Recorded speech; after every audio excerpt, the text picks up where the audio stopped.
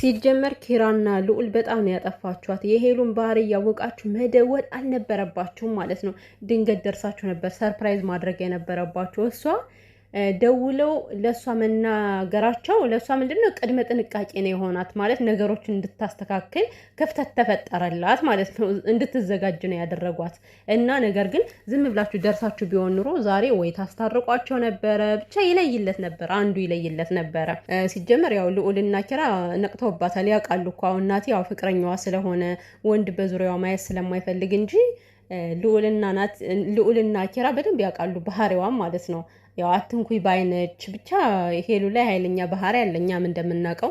ሰላም ሰላም ቤተሰብ እንዴት ናችሁልኝ? ደህና ናችሁ? ሰላማችሁ ብዙ ትርፍ ይበልላችሁ ውድ ቤተሰብ። እኔማ ማለት ነው ያው ትናንትና ሄሉና ናቲ አልመጡም ነበረ፣ እኔም አልመጣውም ነበር በነገራችን ላይ። እና ግን ሳስብ የነበረው እንዴት መሰላችሁ? አሁን የቫላንታይንስ ዴይ አይደለ? በቃ ቫላንታይን መስለው ሁሉም ቀይ በቀይ ለብሰው አበባ በትነው ታርቀው ምናምን በቃ በፍቅር ይመጣሉ ብዬ ተስፋ ማድረጌ ማርያምን እንምላችሁ ቤተሰብ፣ እኔ ተስፋ አድርጌ ነበር። ብቻ እንደዚህ አይነት ነገር ይፈጠራል ይመጣሉ ብዬ ማለት ነው። እንኳን አይደለም ቫላንታይን ሊያስታውሱ ጭራሽኑ ድብልቅልቅ ብለው ታረፉ።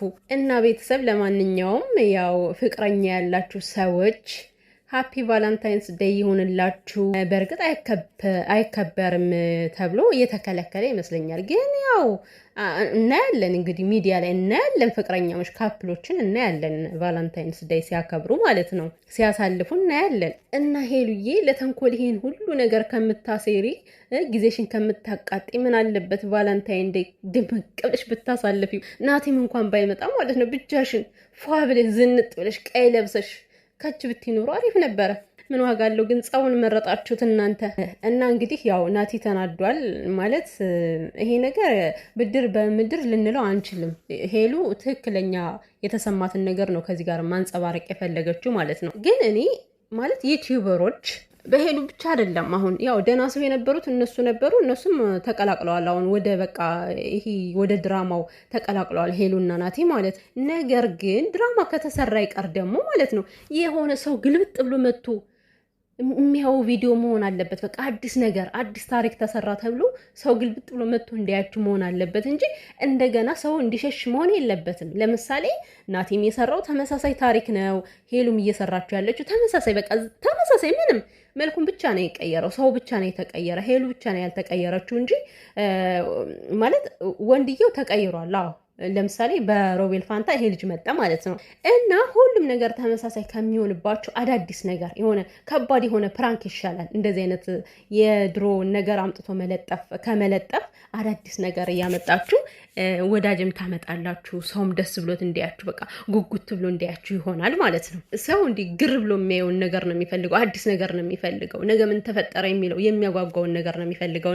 እና ለማለት የፈለግኩት ያው ቤተሰብ እናንተም ደግሞ ሰከን ኧረ ወይኔ እኔ ፈራሁ። ኮሜንቱ አስፈራኝ እኮ እንዴ!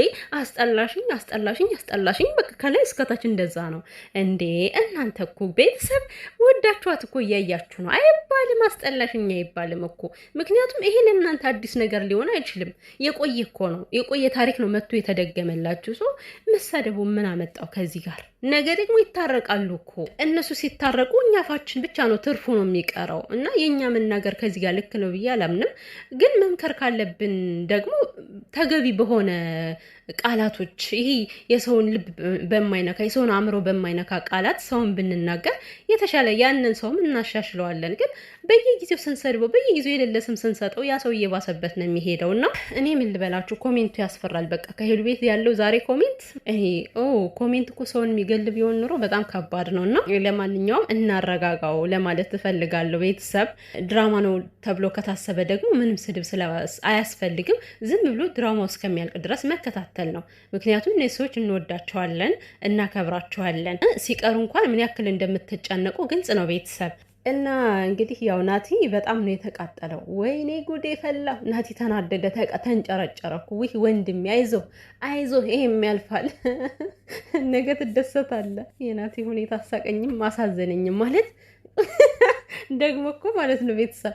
ና ከዚህ ጋር ተነስ ካጠገቧ ወንድ ልጅ ግን ማለት ነው በሴት ልጅ ሲቀና ደስ ሲል እኮ ግን እንደዚህ ጸብን ባመለከተ ቅናት መሆን የለበትም። ይሄ ኖርማል ቅናት አለ እንዲህ። አሁን ደግሞ ዛሬ ናቲ የተናደደበትና የቀናበት መንገድ ልክ አይደለም። ለምን ወደ ጸብ ነው የሚወስዳቸው? አሁን ሄሉ ያደረገችው ነገር ማለት ነው። እና እንግዲህ ናቲ ቢናደድም አሁን ላይ ባየው ነገር ልቡ ቢሰበርም ግን ቆም ብሎ ሲያስበው አሁን ከተረጋጋ በኋላ ሲያስበው እሱ ካደረጋቸው ነገሮች የሄሉ ምንም ነገር የተለየ ነገር የለውም። አንድ አይነት ነው። አስባችሁታል? በቃ ሳይነግራት ነው ሄዶ ከሴት ጋር ተቀምጦ ለዛውም ፍቅረኛው ከነበረች ሴት ጋር መሬት ላይ ተፈርሾ ፏፏ ብሎ ልክ እንደ ካፕል ነበር ሲያሳልፉ ያገኘቻቸው። ደግሞ ፊልሙ እኮ እኔ እኮ የገረመኝ ፊልሙ ነው። የምን ፊልም ነበር? የህንድ ፊልም ብቻ የሆነ ሮማንቲክ የሚሰራ ፊልም እኮ ነው። የሚሳሳሙት ምናምን የለም። እንደዛ አይነት ፊልም ነበረ ያየ ነው ማለት ነው። እዛ ቲቪ ላይ በዛ ትልቅ ስክሪን ውስጥ ቁጭ ብሎ ጌታዊ ድረስ ያንን ፊልም እያዩ ነበረ ልጅቷና እሱ። ስለዚህ በዛ ሰዓት የተሰማ ስሜት ሄሉ እስከ መውደቅ ደረጃ ራሷን እስከ መሳት ደረጃ ነው የደረሰችው። ስለዚህ በቃ ያ ስሜት እንዲገባው ነው የፈለገችው። ከሚወዱት ሰው ጋር ሌላ ሰው ሲያዩ ስሜቱ ምንድን ነው የሚለውን እንዲያውቀው ፈለገች። እና ይሄን ነገር ያደረገችው ሆን ብላ ነው። በቃ ናቲ እንዲረዳው ነው፣ እንዲገባው ነው ስሜቱ ምን ያክል እንደተሰበረችበት፣ ምን ያክል እንደተጎዳችበት እንዲገባው ነው። እናቲ ነገ ይህን ነገር ሲያንሰላስለውና ሲያስበው ማለት ነው ለካ ልክ ነበረች። እኔም በሰዓቱ እንደዚህ ነው ቀስሟን የሰበርኳት፣ እንደዚህ ነው ያበሳጫት፣ ልቧን የሰበርኳት።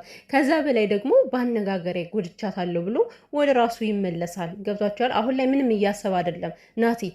ይሄ የተናገራትን ነገር በንግግሩ የሰበራትን ነገር እያሰበው አይደለም። የሚለው ምንድን ነው? በቤተሰቦች አዋረድሽኝ፣ በእህቶች ፊት አዋረድሽኝ። ከራሱ ክብር ላይ ነው ያለው ናቲ አሁን።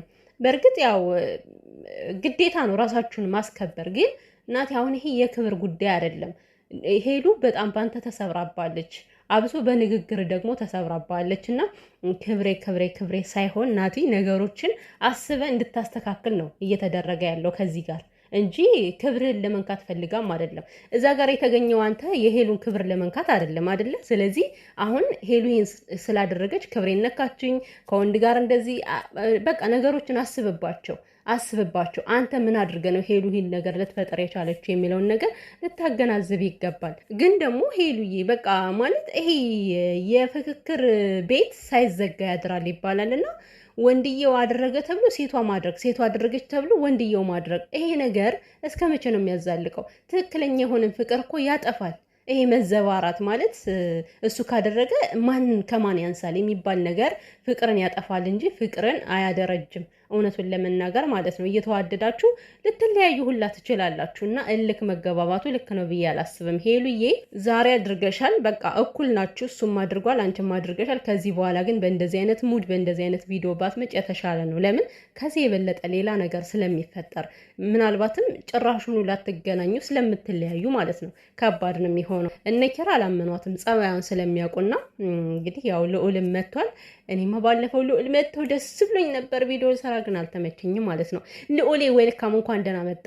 አልጠየቃችሁኝም አለ ልዑል። ኧረ እኔ ጠይቄያለሁ እንዴ ልዑሌ ናፈቀኝ ሁላ እኮ ብያለሁ ልዑሌ። ለማንኛውም ማይ ጎንደር እንዴት ነች? ጎንደር ደርሶ ነው የመጣው ማለት ነው። እና ልዑሌ በመምጣቱ ግን ደስ ያላችኋላችሁ? የምሬ ነው። እኔ እንጃ አላቅም፣ ደስ ብሎኛል። አንደኛ ነገር በቃ ለሄሉ የሚሰጣት ምክር እኔ ደስ ይለኛል። እንደ ወንድምነት የሚመክራት ነገሮች ልክ ስለሆኑ ነገ ላይ እሷን ስለሚጎዷት ስለሚያውቅ የሚመክራት ነገር በጣም ነው ደስ የሚለኝና እንደዚህ አይነት መካሪ ጓደኛ ደግሞ ሁሌም ካጠገባችሁ አይለያችሁ። እና ያው ኪራ ደግሞ ባለፈው የተናገረውን ይቅርታ ጠይቋል ማለት ነው። አዎ ባለፈው የተናገረው ነገር ምንም ለሄሉ አዝኖ ቢሆንም ነገር ግን እናቴን በዛ መልኩ መናገር አይጠበቅበትም ነበረ። ንዴት ላይ ስለሆነ ነው። የተናደደ ሰው ብዙ ነገር ይላል። ቤተሰብ ግን ፍቅረኛሞች መካከል ገብቶ እንደዚህ ወጣ ያሉ ቃላቶችን መናገር ምናምን አስፈላጊ አይደለም። ነገር ግን ጥፋቱ ገብቶት ይቅርታ ብሏል ማለት ነው። ደግሞ ይሄ ወንድየው ይሄ ዘንግ የመሰለ ሰውዬ ማለት ነው ናቲን ማየት አልፈለግም ማለት እዛ ተገትሮ። አንተ ማን ስለሆንክ ነው ናቲን ማየት የማትፈልገው? ናቲን ማየት ካልፈለግ መውጣት ይቻላል። እና በነገሮች ላይ የሚመጡ ሰዎች የሆነ እንደ ድራማው ማለት ድራማውን እንዲተውኑ አብረው የሚመጡ ሰዎች ማለት ነው ከሚሰጣቸው ገጸ ባህሪ ወጣ ያለ ቃላት ነው የሚናገሩ። በተለይ ወንዶች የሚናገሩት ነገር አሁን በእርግጠኝነት ሄሉ ናቲ ሲመጣ ናቲ አይንን ማየት አልፈልግም በለው አትለውም። ይሄ ከራሱ የመነጨ ሀሳብ ነው እንዴ። ናቲን ማየት ካልፈለክ ከዛ ጋር ታዲያ አንተ ሄሉ ልታገባ ፈልገ ነው አባቴ? ምንድን ነው? ለማንኛውም ሁላችንም መረጋጋት ይጠበቅብናል። ያው መጨረሻቸው የሄሉና የናቲ እመኑኝ ሰርግ ነው የሚሆነው፣ ሰርግ ነው። እንዴ እንደዚህ እየተፋቀሩ በፍጹም አይለያዩ ማለት ነው። ናቲን ፍቅር ባይኖርበት በዚህ ያክል ደረጃ ባልተቀጣጠለ ነበር። በእርግጥ አንዳንዴ የጣሉበትን ሲያነሱበት ሰው አይወድም ይባላል፣ ያው በራሳችንም ስለምናየው እና ነገር ግን አይመስለኝም። ነገ ማለት ነገ ደግሞ አይተን ማለት ነው እንግዲህ ያስታርቋቸዋል ብዬ እኔ ተስፋ አድርጋለሁ። ሄሉም ትመለሳለች። የሄሉን እንዴት አንድ ሰሞን እንጂ ይሄ ቀጣይነት ያለው አይደለም። በጣም የዋህ ልብ አላት ግን ደግሞ አሁን ላይ እኔ እንጃ ትንሽ እየጨከነች እየታየኝ ነው። ቤተሰብ እንደ ድሮ ሄሉ አይደለችም። በቃ በነገሮች ላይ ጨካኝ እየሆነች እየመጣች ነው።